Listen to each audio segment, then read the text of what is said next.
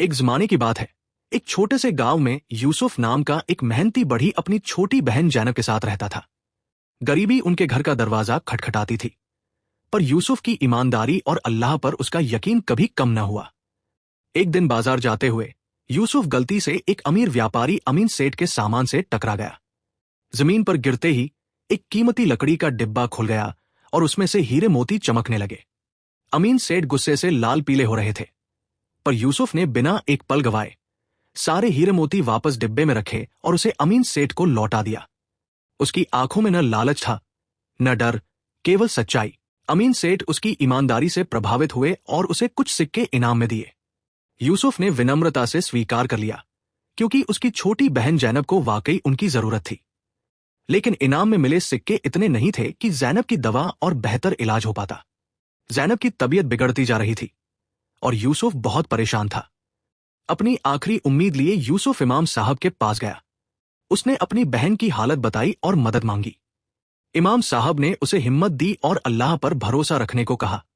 घर लौटकर यूसुफ ने अल्लाह से जैनब की शिफा, सेहतयाबी के लिए दुआ की। उसे यकीन था कि अल्लाह कभी अपने नेक बंदों को अकेला नहीं छोड़ता। अगले दिन अमीन सेठ खुद यूसुफ की दुकान पर आया।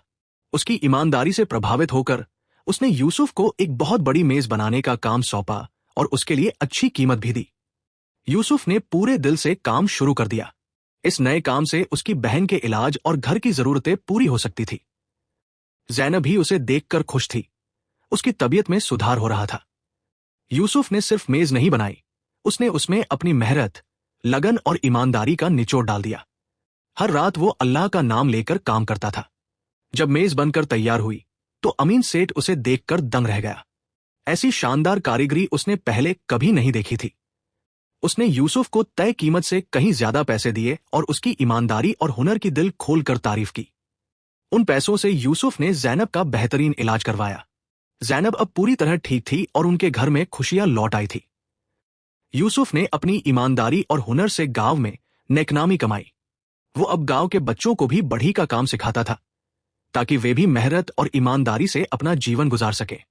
इमाम साहब ने मस्जिद में यूसुफ की कहानी सुनाई और कहा, याद रखो, नेक नियत और ईमानदारी से किया गया हर काम, चाहे वो कितना भी छोटा क्यों न हो, अल्लाह की बरकत लाता है और आपको सीधे नेकी के रास्ते पर ले जाता है।